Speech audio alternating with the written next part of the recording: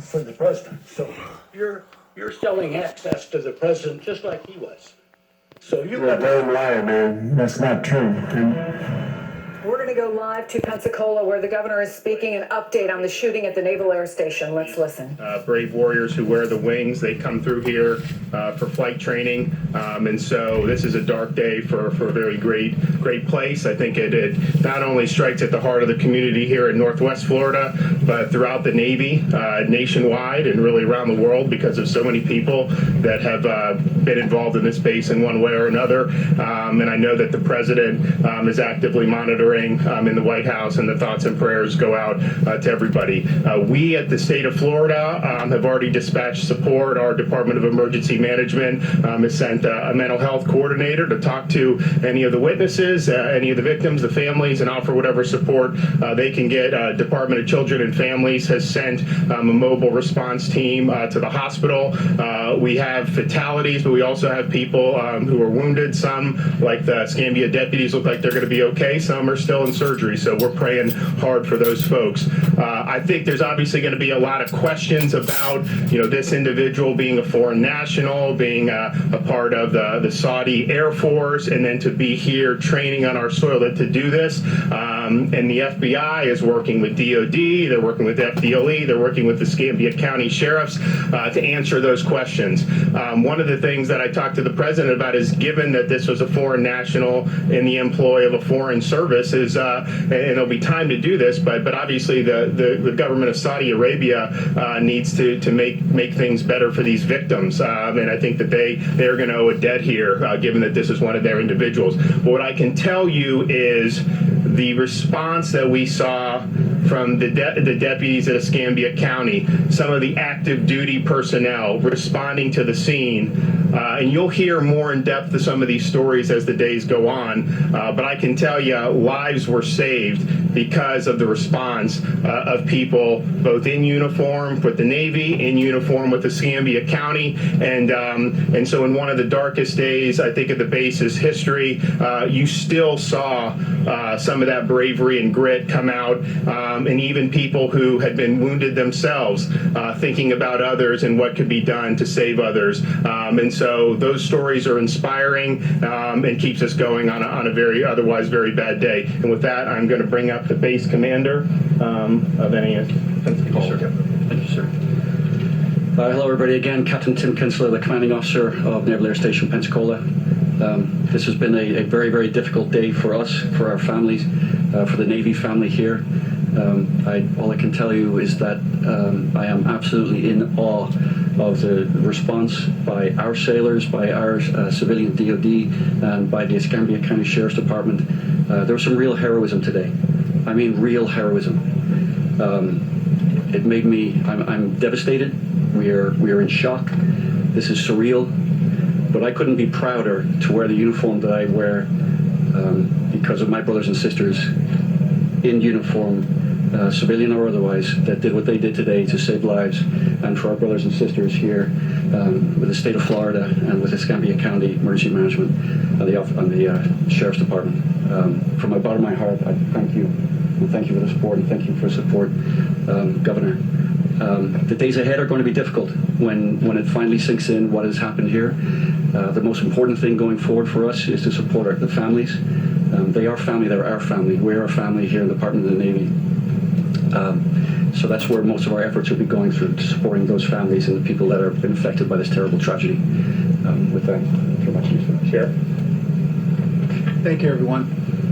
We thank you for all the prayers for the Escambia County officers and, of course, for the injured Navy personnel. As the governor has said, and Captain Kinsella, while a dark day, folks, this shows who we are. This shows the best of who we are. In that one of us needs help, everybody responds. I would tell you this morning, I've been more than impressed by the Federal Bureau of Investigation and the U.S. Attorney's Office and all of those folks that when the call went out, you didn't need to look behind you, who was following you through that door, because you knew they were all standing behind you and they were there together. And so we're in a recovery mode right now. This is going to be a lengthy investigation. Do not expect quick answers. There's going to be some parts of this investigation not only that we're a part of with the FBI and the ATF and the state authorities that you may never have access to. just because of the fact of, again, the nature of the case and who we're dealing with. That will be extremely frustrating for you. This is something I talk about in your government and your elected officials today that no one speaks of, and that's called trust. You're going to have to trust us. We're going to tell you what you need to know to keep our communities and our state and our nation safe. And I want to also assure you that from the men and women of the Escambia County Sheriff's Office who are more than proud to serve every day, that you will hear the truth from us as best we can tell you. Pray for the Navy personnel. There are grieving mothers and fathers today who will never recover from this day. And if you don't believe me, let me give you a David Morgan test. In 2 weeks' time, remember the names of who was wounded and killed here today. And you won't. You won't. But if today it was a member of your family that was wounded or killed today, this day will be etched in your memory for the rest of your life. That's what the families of the Navy personnel are dealing with today. They need your prayers, they need your comfort. And that's why this morning I asked for your assistance in helping us deal with this case. We're going to get there. Give us a little bit of time and we'll provide all of the answers that we can for you. You can be proud of your community. You can be proud of your Navy. Thank God for the United States of America. Thank you. Mayor. Thank you. Governor, thank you so much for being here as a part of that. And I just want to say out to all of our Escambia County residents, City of Pensacola, how grateful we are that you're here. We've certainly gotten calls from our congressmen, our senators, and even the White House. And certainly they have expressed anything that they can do for our community, they are willing to do. And so we very much appreciate that.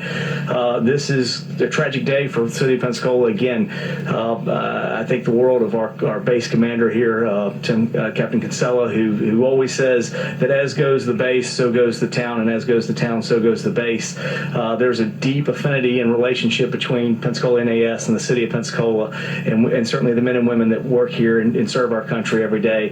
This is a sad day, but I think some of the things that were said there that you've heard, this is also a community of great resiliency, and I'm confident that both NAS and the City of Pensacola will bounce back from this day and be stronger as we go through. But again, I'm certainly here in support of everyone, and certainly want to thank all of our first responders, especially those Escambia County Sheriff's deputies that got here and took care of neutralizing the threat, and certainly all of our Pensacola police officers that were here assisting. We had EMS from Escambia County, as well as fire and rescue from both Escambia County and the City of Pensacola. We certainly, all of our first responders, and what they do every day to keep us protected. You never know when you're going to have a day like December 6th. So again, thank you to all those individuals who serve us every day and take care of us. That's the professionalism you can expect from the City of Pensacola and Escambia County, and we certainly appreciate all those who've come. The governor, everyone else, the state of Florida has reached out to us all across the state, and we appreciate all of your thoughts and prayers. Please continue to keep thinking about Pensacola NAS and the people there, and we will bounce back from this. Thank you. I think we have time, myself or some of the others, if there's any questions. Governor, as a former member of the Navy JAG Corps, former officer who served in the Middle East, how would you expect this investigation to play out? Well, I think that the FBI is probably going to brief you guys in due time, and I think they're leading for it. But obviously, when you have a foreign national involved, particularly in that part of the world, the investigation's obviously going to be different than if it were just somebody from a local community, and I think you'll see that as things go on. Governor or Captain Kinsella, can you maybe help people understand the background nature of what this training program is? And why someone from Saudi Arabia was trained here? Yeah, I'll let the captain, if he wants to weigh in on that. We have a international training syllabus. We have students from several different countries that come here. They learn aviation. They become naval aviators while they're here. It's something that we've been doing for quite a while, and it's with our partner nations. It's important that cross-pollination, that cross-training that we do with our allies is something that we've done for a long time. I mean, in World War II, we had Royal Air Force folks that were training here. There's always been international students training here because it's a good place to train, and it's a good quality training. How many students do you have, international students? I can't speak to the exact number of international students. Roughly? A couple of hundred. What was he training to do, sir? Second? What was he training to do? He was just in the aviation pipeline, so we'll just say he was training in aviation. And at the time of the shooting, the suspect was a member of the Saudi Arabian Air Force? I don't want to get into that. That's up to the FBI to complete their investigation to see exactly. It would be speculation on my part to see. How long was he in the pipeline? Again, I'm not going to speak to where he was in the pipeline or his exact training right now. I'll leave that. Was he authorized to have a gun on base? Weapons are not authorized on base. You can't bring a weapon on base unless you're. Can you talk a bit about the security measures? I think that is one of the biggest questions. What types of measures are in place to keep something like this from happening? Yeah, that's something that's difficult for me to speak here because our security measures, well, we keep them to ourselves for a reason. If I talk to you about our security measures, but I will say that we practice to this. This is part of our training. Our Master at Arms and our civilian DoD, along with Escambia County and Sheriff's Department and with Pensacola Police Department, we train to active shooter scenarios regularly. We just did one recently. So this is, we never expect it, but we train for it, and we remain ever vigilant for it. Do you expect there's going to be more changes to? Again, I'm not going to speculate. Sure. How are you confident that he was acting alone?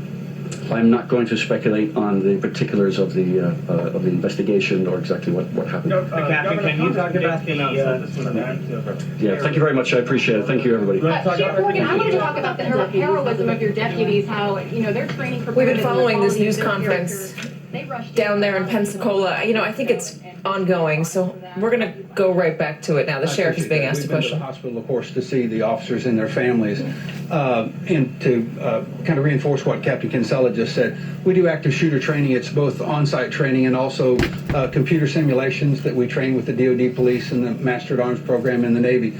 And so this was an actual example of where all that training comes into being. How do we react to this, and how do we coordinate and communicate with each other?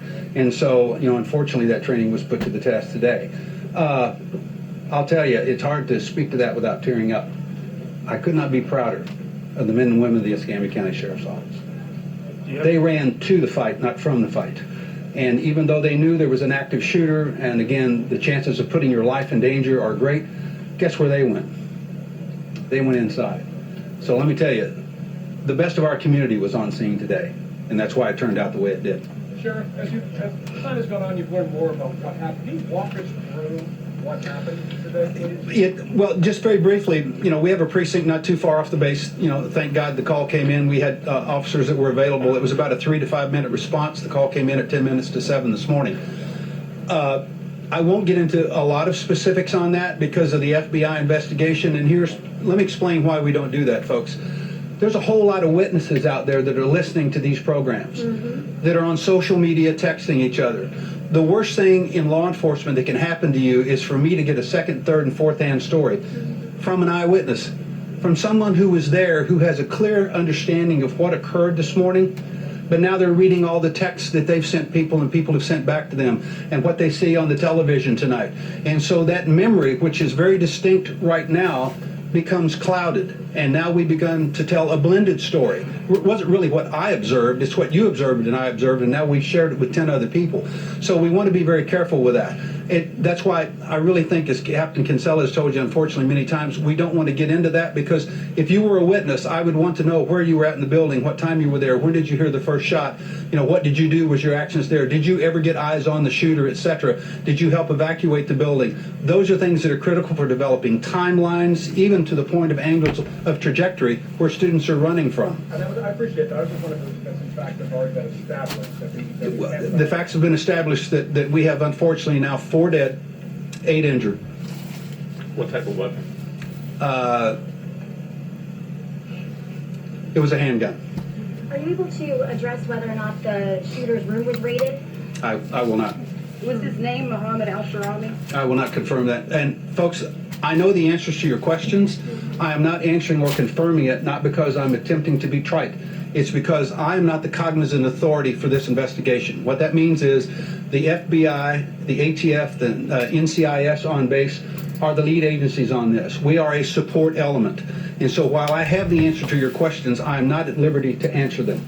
Are you able to clarify the numbers, please? I'm a little confused. I think this morning We now have an additional person. additional person Yes, wounded. yes, Do you yes. have an update on Hey that? folks, my name I'm Jason Morse, the Public Affairs Officer for Installation. We're going to start the press conference right now. That's it. We have more information will come out later. We'll be sure to share that with everybody. Thank you very much for your time. Thank you.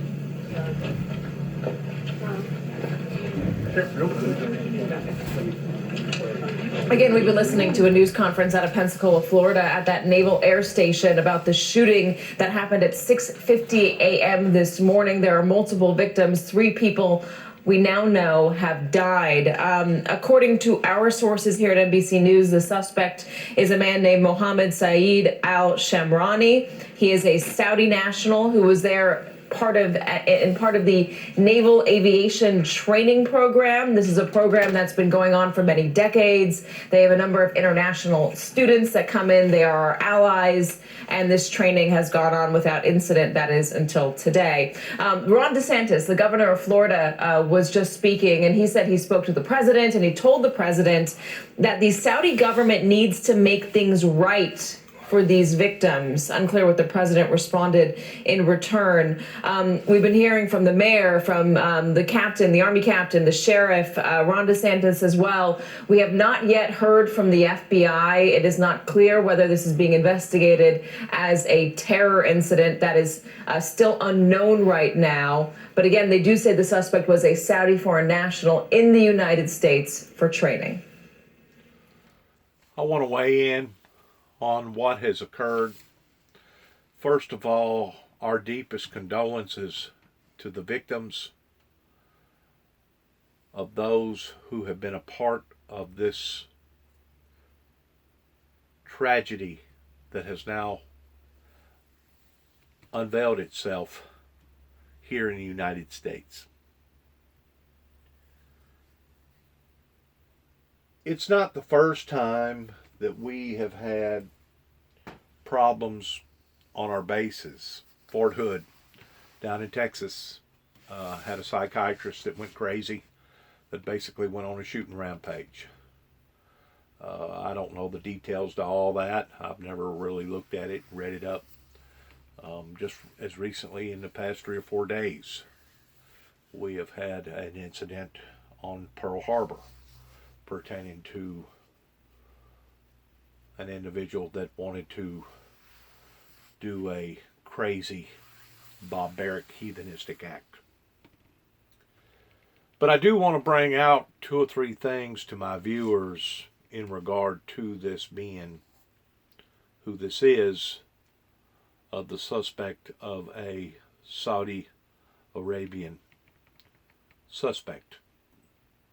Keep in mind it was Florida, the state of Florida, that trained, trained all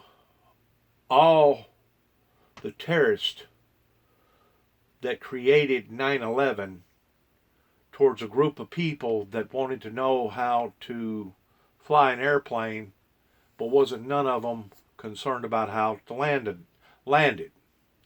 Keep in mind it was Saudi Arabia that out of, 24 terrorists, 19 or 20 of them come from Saudi Arabia.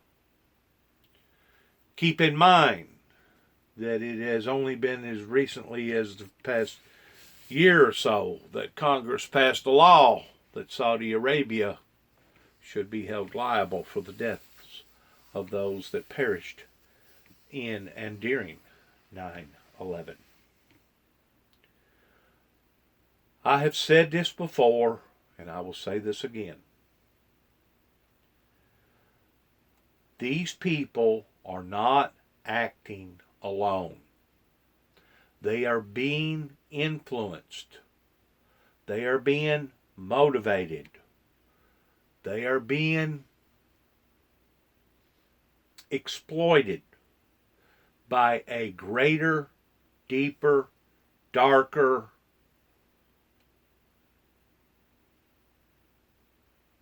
powerfuler entity that is coming from that region, Saudi Arabia. even within the past hour, just getting off the phone with my niece, talking to her about how that these supernatural beings are now infiltrating AI, artificial intelligence, towards working through the very devices that the majority of us hold in our hands pertaining to our smartphones. Just as of the other day, I heard where there was two elderly people sitting in their house, and all of a sudden the phone come on and spoke out, and this was the words that come out of the phone. If I had arms long enough, I would reach out and give you a hug. I would reach out and give you a hug. Coming from an unknown source on a smartphone. We have been under siege for quite some times beyond 9/11. And since 9/11, it has intensified towards these evangelical demonic beings that are trying to dominate the planet by evil overpowering good.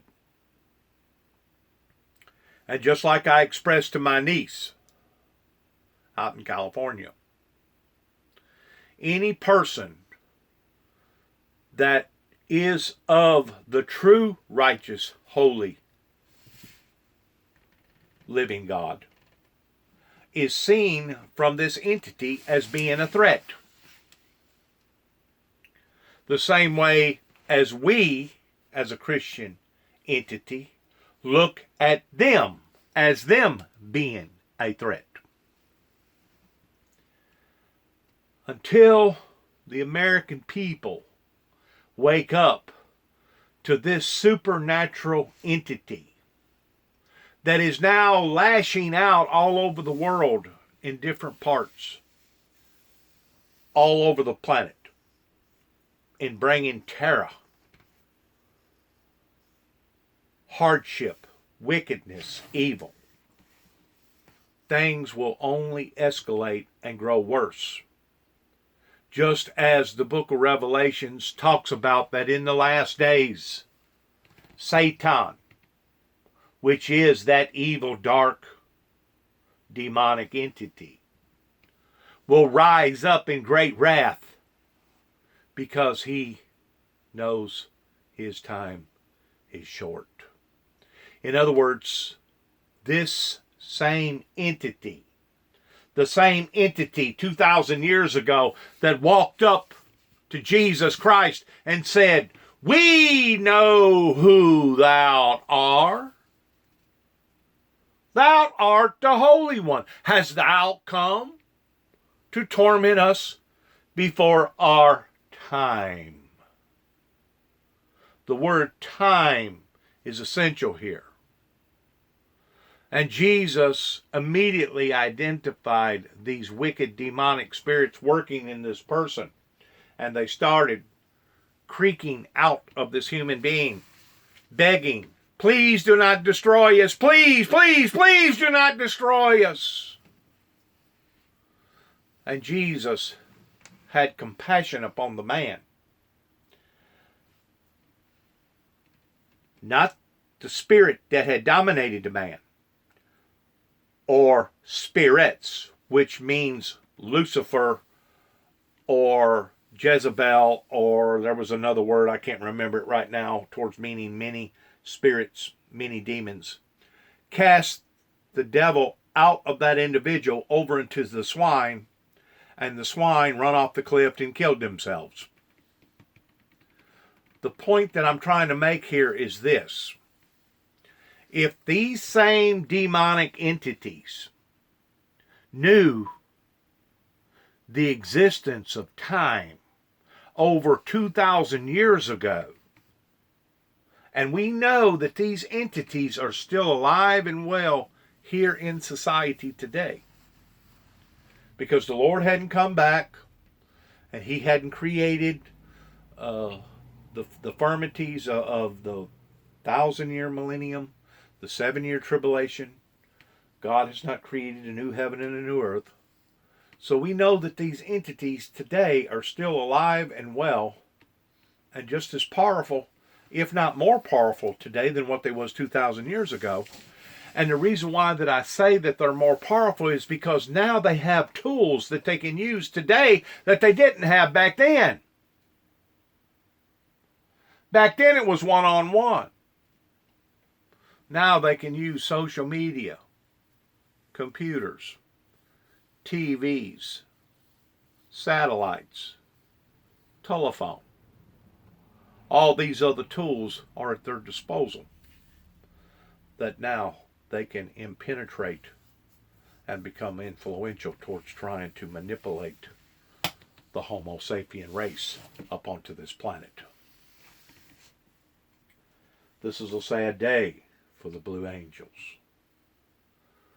But it's a sad day for America towards how torn apart that we have become towards being a divided nation based around these same dark, demonic entities that are accomplishing what that they have set out to do, because the Bible clarifies it and, yes, verifies it, what their primary objective is, which is not only out to be a manipulator, but they're out to kill, steal, and destroy. And they are, in fact, the author of confusion.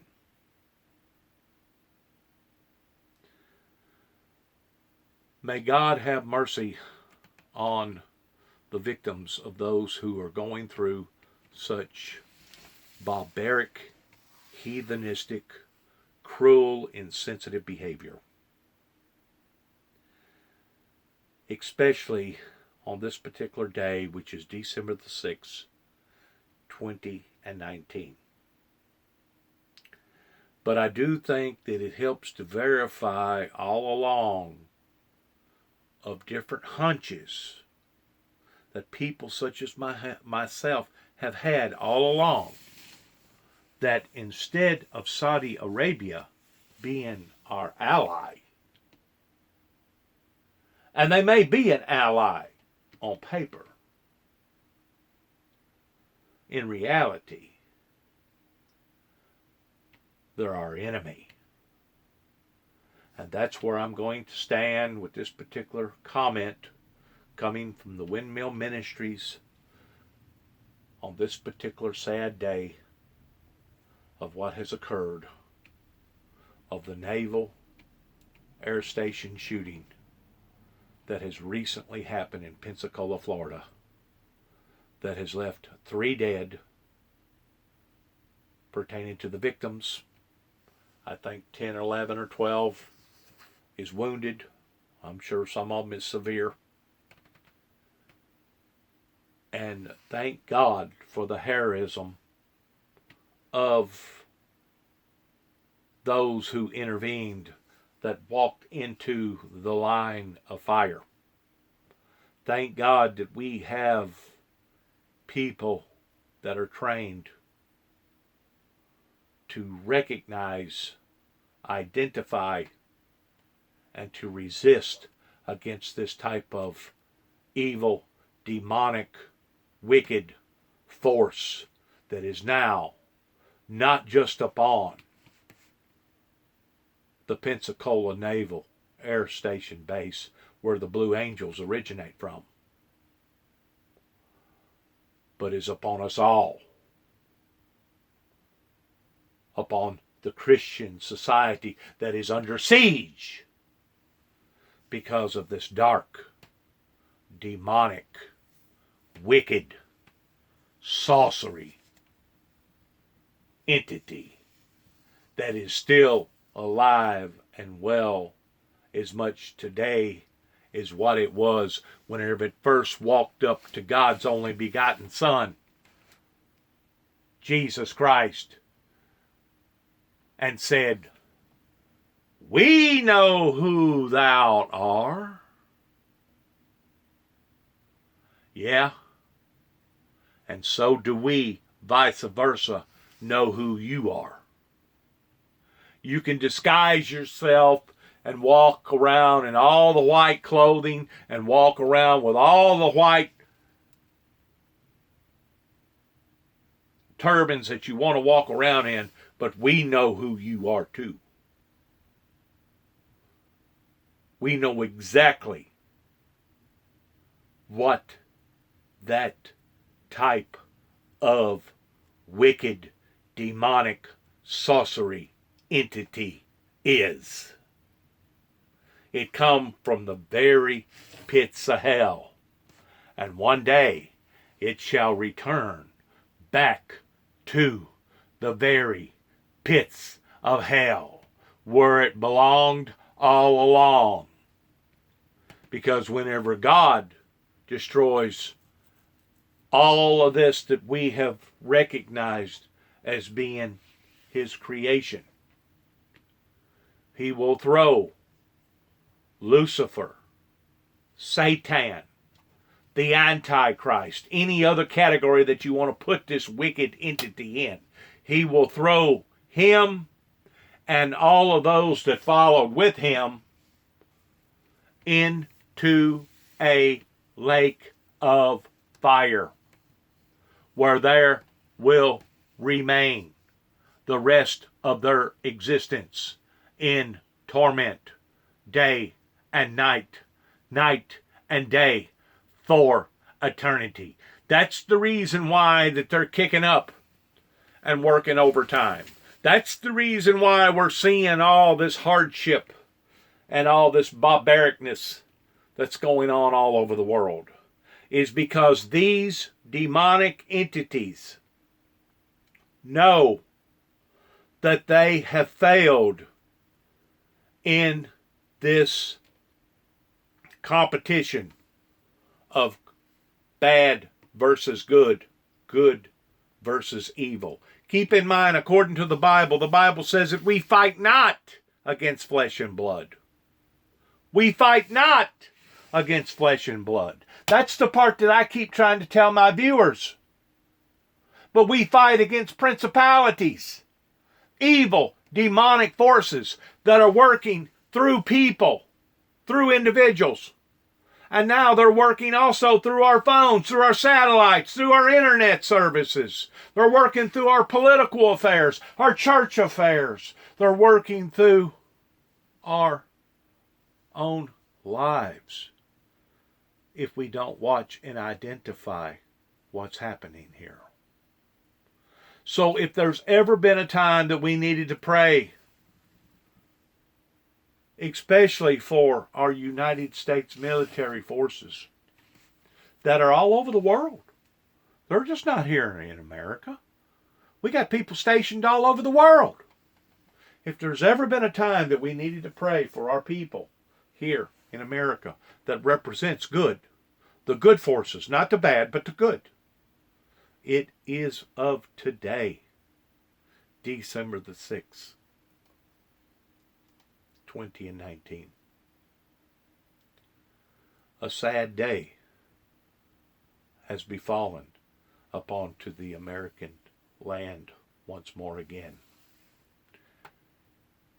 And I had just got through posting this morning, before I even knowed anything about this, a bloody road ahead. Once more putting out another advisory. Being led by God. Tell them, God told me, warn them again. Put out your advisory, the same as you done in 2005 by sending the 43rd President of the United States a t-shirt that read, "A bloody road ahead." Not coming from the the individual that's talking to you right now, but coming from the wicked, demonic world that is now festering, escalating, evolving, and becoming more wickeder and more eviler, even as I speak. Thank you for listening to this report. This has been a special report coming from MSNBC.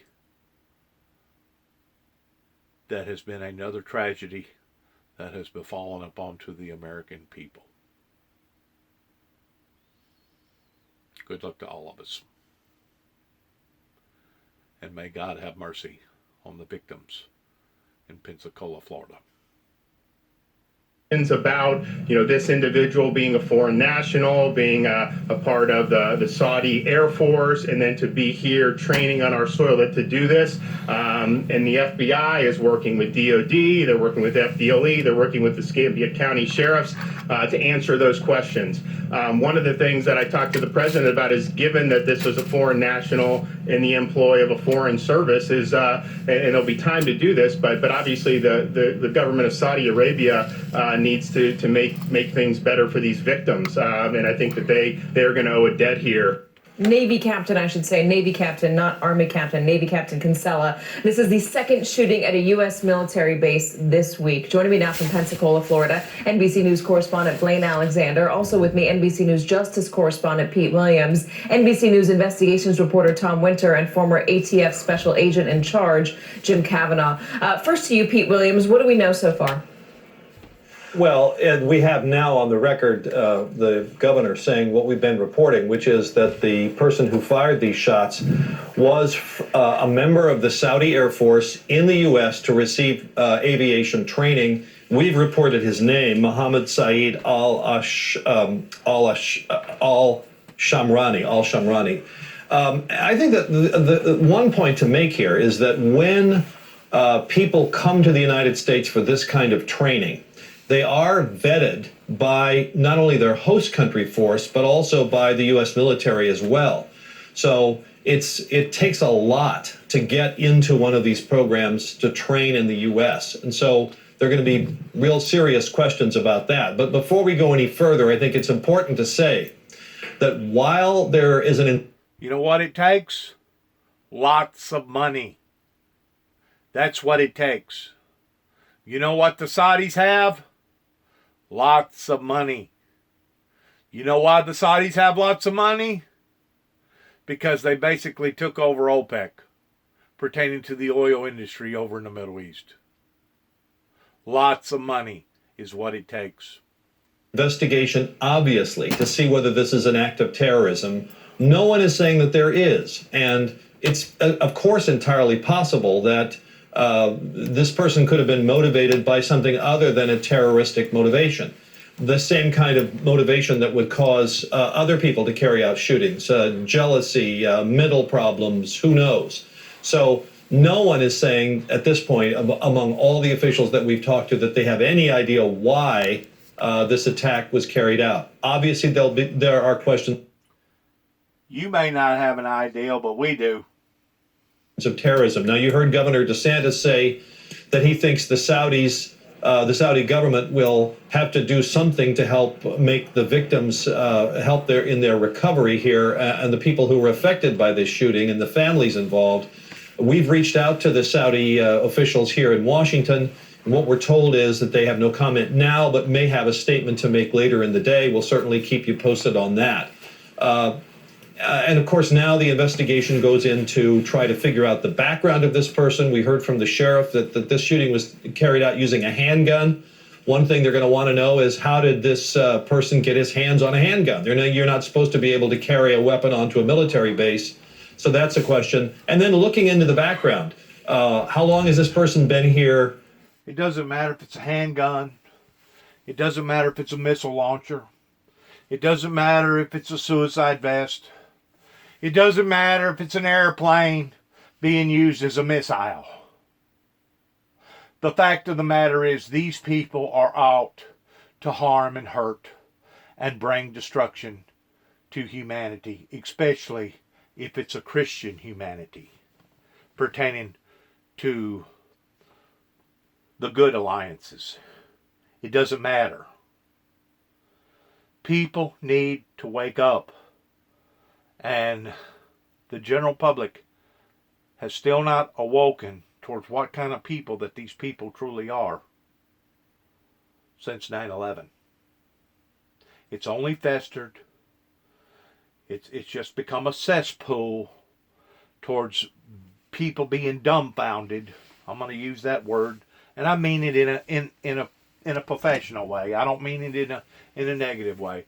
But people have become naive in their approaches. And whenever I say their, I'm talking about the demonic entity that we know that has been and is still alive and well, because God hasn't come back to take out his children.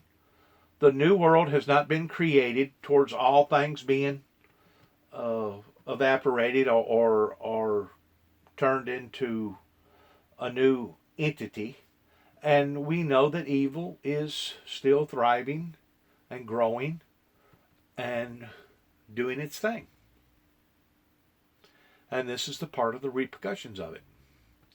So this commentary can say all he wants to about we don't have an ideal, but in reality, we really do have an ideal. And this dark evil entity is not just working through the Saudi people and the Saudi government. This dark entity is working through a lot of evil in different cultures and different categories and different affiliations all over the planet. This isn't something new. It's only disguised itself. It's only disguised itself. But these people that have sold themselves out to this dark entity are weak, they're vulnerable, and at any given time, this demonic entity can take over this person's mind, can take over this person's thoughts, and the next thing you know, this is the end results. Similar towards what happened during 9/11. 9/11 wasn't just planned a day or two before 9/11 happened. 9/11 wasn't planned a week or two or a month or two before 9/11 happened. 9/11 was possibly planned 6, 7, 8, 10 years in advance before 9/11 ever occurred. Towards wanting to bring harm and hurt to the American land. Why? Why? Because the American land, by and large, supports the entity of light, not the entity of darkness. We support the teachings of Christ towards it being a Christian nation, though we may have a lot of imperfections in our practices, we still, by and large, is and are a Christian nation, the same way as the Christian nation of Israel, Jerusalem. Why are they targeted? For the same reasons. They stand up for the entity of good, the entity of light, not the entity of darkness. It's sad. It's sad that the church world has allowed for this to go on as long as it has before anybody's actually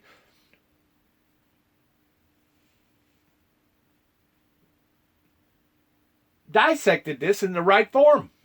It's sad. Are there any potential radicalizing elements? All those things will have to be looked at. If, and again, underscoring the word if this turns out to be an act of terrorism, that's going to have potentially large implications for this kind of foreign training, which is very important to the military.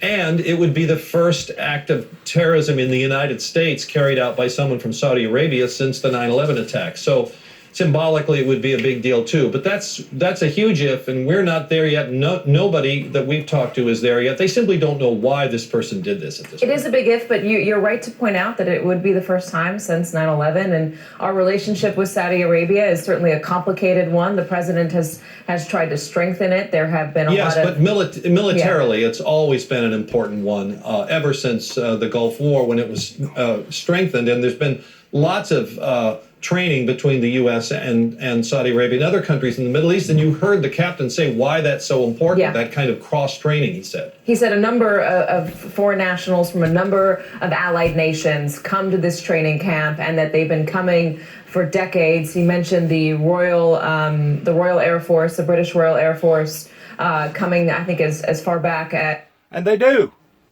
What they're talking about right now is true. But whenever I was in Redstone, let me back up. Whenever I was in Huntsville, Alabama, around Redstone Army Base, and I visually seen people going in and out of our military installation down there, wearing turbans, knowing that they was not a part of the American culture pertaining to the American religion.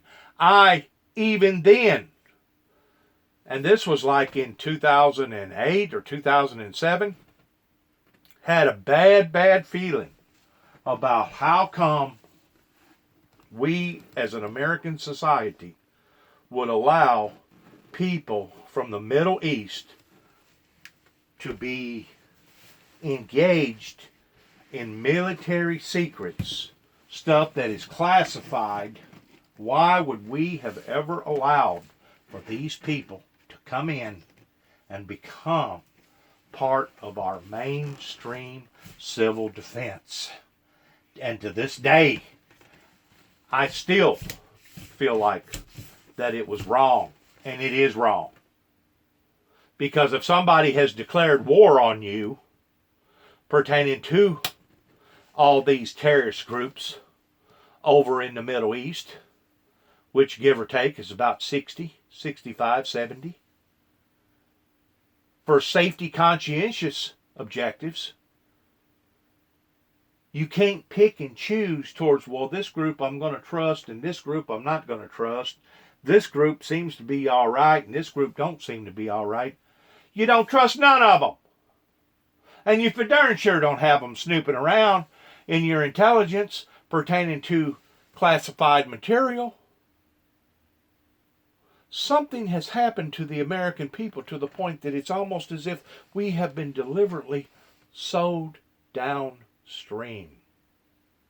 And it's been all in the name of the almighty dollar bill. It don't have nothing to do with principles, don't have nothing to do with morals. It's got to do with greed. Greed is what has caused this hardship to fall upon to the American land. And now we're, what, $23 trillion in debt?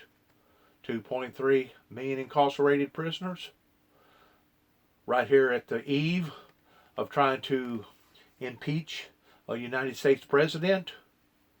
If people can't see through all this towards this being a big diversion towards what where is the end results to all this going? They need to wake up and smell the coffee. Or they need to wake up and smell some of the stuff that they've been walking in the past 25 or 30 years, because instead of it getting better, in actuality, it's still getting worse. Instead of the numbers dialecting and dissecting itself into the category of peace and utopia, if you look at all the divorces, if you look at all the bankruptcies, if you look at all the sicknesses, if you look at all the problems, if you look at all the crime, if you look at all the other stuff pertaining to the problems that's going on here in America, we are going still to this day in the opposite direction towards peace and utopia. Instead of things getting better, they're still getting worse. These are not speculations, folks. This is not some sort of an ideology that I'm talking to you about right now. These are known facts. Facts. And people still continue to keep ignoring the facts. As World War II, if I heard him correctly. My point was, politically speaking, they've been a complicated ally. Tom Winter, what do you have? Kay, I remember back in 2014, I covered an incident where 3 Afghan soldiers who were here for training, the exact same program that we're talking about today, the vetting that Pete talked about that occurs both abroad and here. They actually left Otis Air Force Base. They were found trying to enter Canada through the Niagara Falls border point. So at that time, I had talked to the then head of the Massachusetts State Police, and we went through the vetting that occurs for these people to, not only in the whether they come from Middle East or Afghanistan, the vetting that occurs on that side of things. But I think to Pete's point, the vetting that occurs by the U.S. military here. So this is, I think, an important reason why we don't want to jump to terrorism. Of course, it could certainly be a concern, but we don't want to jump to terrorism at this point because of the background vetting that's underway. The other thing is we're trying to go through local pilot records. We heard at that press conference that this person was involved in training in aviation.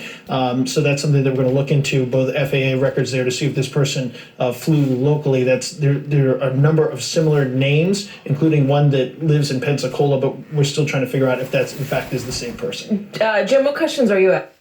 This person has flew the coop, went off the handle, and of course now he's dead. And I'm pretty sure they'll analyze they'll leave not one stone unturned towards going through his computer and knowing who his friends are and what time of the day that he ate and whether or not he ever went to the theater or bowling alley or etc.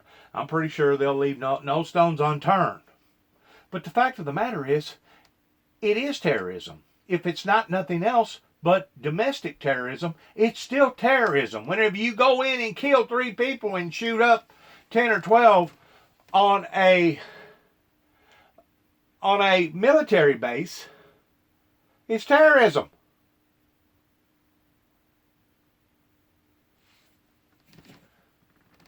Jesus. What has become so hard? It's been out there in the political arena for quite some time towards even defying these people, towards them being a radical Islamic, etc., etc., etc. Like it was some sort of a cuss word.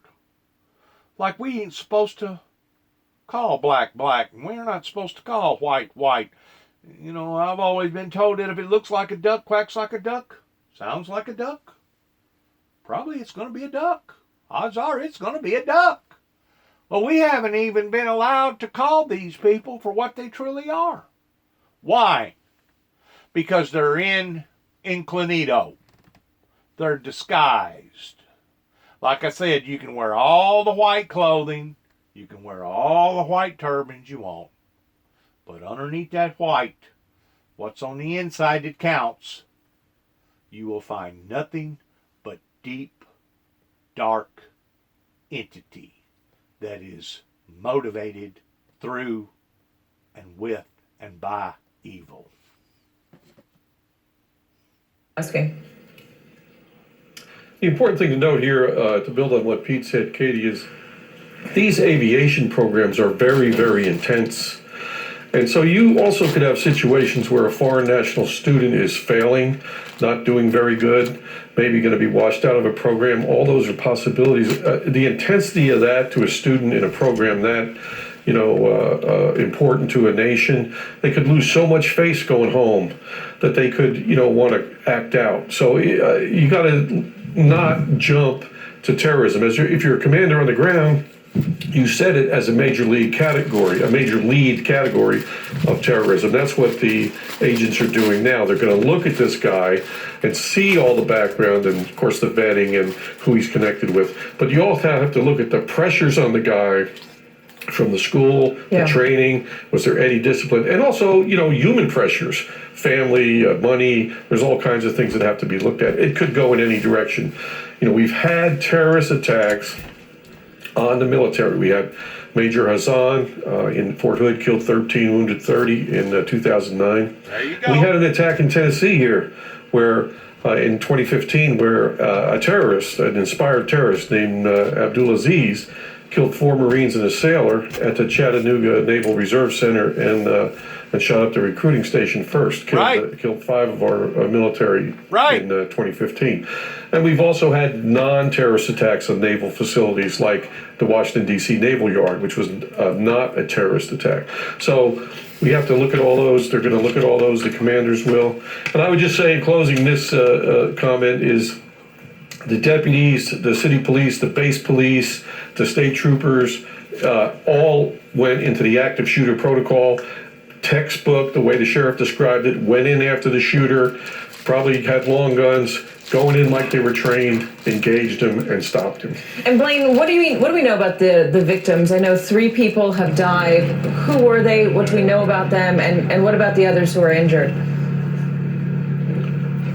And that's what we're still learning right now and hoping to find out, Katie. I will say that one thing that stood out in that news conference to me is that the number of injured has risen from 7 to 8. So we do know that 8 people, 2 of them deputies, were shot in this attack earlier today. Now, one thing that I think, going back to one of Pete's points, is the question of how he was able to get a weapon on base. The commander confirmed that, of course, weapons are not allowed here on base. So I asked him what security measures are in place, what security protocol is there to stop something like this from happening. He told me that he didn't want to go into details, but he said that they train for things like this. In fact, incidentally, Katie, they said that they had just had an active shooter drill not too long ago where they kind of ran through a scenario almost exactly like this. So this is something that they prepare for, that they are constantly, thinking about, but certainly not something that they ever thought would happen. Now, to your question of the victims, we do know, again, that 2 of them were deputies, 2 of them who responded and were able to take down that shooter. We know that they were shot, one in the arm, the other in leg. He went into surgery. They had non-life-threatening injuries, but again, they were among the 6 that were injured here today. Blaine, Pete, Tom, and Jim, thank you guys very much. Joining me now is California Congresswoman Jackie Spears. She's a Democrat on the Intelligence, Oversight, and Armed Services Committee. Congresswoman, thank you so much for joining us. What can you tell us? What have you heard so far? Before she speaks up, I want to make this comment. I'm less than 100 miles away from Fort Campbell, Airborne Division up here. The very exact same thing could happen right there that connects Tennessee and Kentucky together. Why our military nature has allowed for these people to come in and snoop around in our affairs towards knowing classified material to this day is still bewildering to me. Well, we're still gaining a lot of information as well. We do know that one of the victims was a sailor, another one was an ensign. I think for the Armed Services Committee, it raises a lot of questions about vetting of those that we train, why that gun was allowed on the base, and more importantly, how it was that all of this transpired in that classroom. So I think as we move through this process, we're going to be finding out a great deal more. I think it would be premature at this point to try to determine whether or not this was a terrorist act, a lone wolf, or just someone who had snapped. Let me ask you about what Governor DeSantis said that he told the president. He said the Saudi government bears responsibility to make things right for the victims, make things right for the families of the victims since this man was a Saudi national. Do you have any opinion on that? Well, I do think that we should be hearing from the Saudi government. I would expect that the president would be in communication with the Saudis and that there would be some gesture made. I mean, 3 families now have lost loved ones. There are 8 who have been injured. And, injuries can run the gamut. They could be disabled. And I think that Saudi Arabia owes those families some compensation. I was just talking about this with Pete Williams very briefly. We have a complicated political relationship with Saudi Arabia. I know they're considered an ally. They've been considered a strong military ally, but it was Saudi nationals who attacked us on 9/11. The president has a close relationship. He has spoken glowingly of Mohammed bin Salman, a man who he's been accused of ordering the killing of an American resident, of Jamal Khashoggi, a opinion writer at the Washington Post. Is it time to look at our relationship with Saudi Arabia again? Is it too premature to be asking that question? I do think it's premature, but you raise very important points, and I don't think the president acted appropriately in actually excoriating, really, MBS, Mohammed bin Salman, for the act against the journalist, Mr. Khashoggi. So Exactly. I think there is a very delicate dance that's being played by the president. Exactly. And I don't think that we are going to play a delicate dance when you have members of our military who've been slain and others who've been injured. So I'm hoping that the president will come out with a very strong statement and have high expectations from the Saudis in terms of what they're going to say and do. You talk about vetting. There's already, according to the experts that we've had on speaking about this, according to Jim Kavanaugh, according to Pete Williams, Tom Winter, there's a very heavy vetting process in place in order to bring a foreign national to train with our military in the United States on a naval base. They've got to be vetted by their home government. They've got to be vetted by the American government. No guns are allowed on that naval base. He shot 3 people with a handgun, it's alleged. How much more vetting can be done? Well, that's a very good question, but obviously there needs to be more done. Now, whether he purchased that gun here in the United States is another question we have to ask. Did he just walk down to a local licensed dealer and purchase that gun? That would be another question that we should be asking, whether foreign nationals can buy guns in the United States. Did he buy it on the black market? We don't know enough yet, but the vetting process needs to be reviewed. There's no question about that. Congresswoman Jackie Spear. Congressman, thank you very much for joining us. And the president has just tweeted, King Salman of Saudi Arabia just called to express his sincere condolences and give his sympathies to the families and friends of the warriors who were killed and wounded in the attack that took place in Pensacola, Florida. And after a quick break, we're talking about... And we're supposed to believe King Solomon? King Solomon? We're supposed to believe this guy?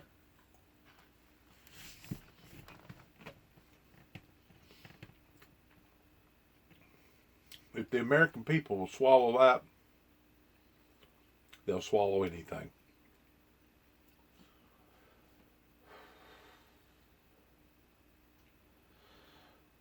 We're living in perilous times.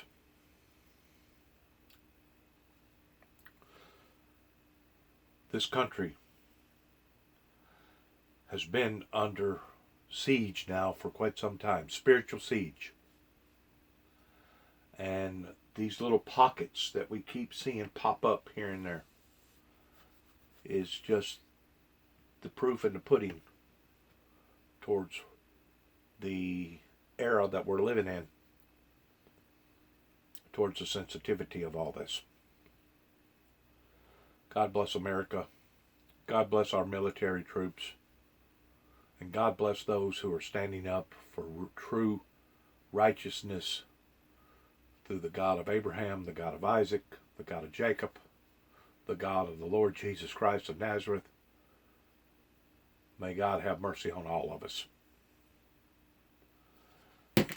Good luck to all of us, especially those who are of a righteous entity.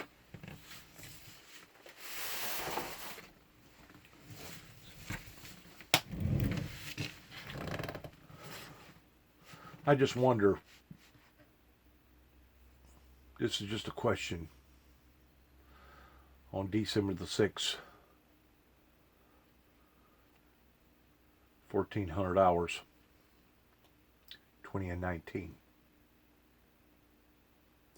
I just wonder how many times the American flag has been lowered up and down its pole this year alone. in comparison to that same flag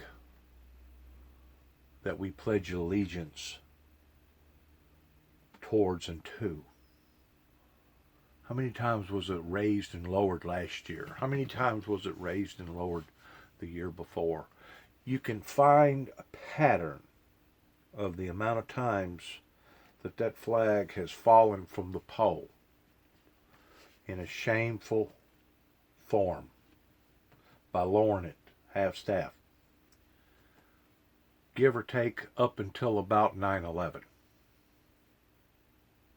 And I bet everything before 9/11 into the 90s, the 80s, and the 70s, it didn't fall and raise and fall and raise and fall and raise near as many times as what it does today.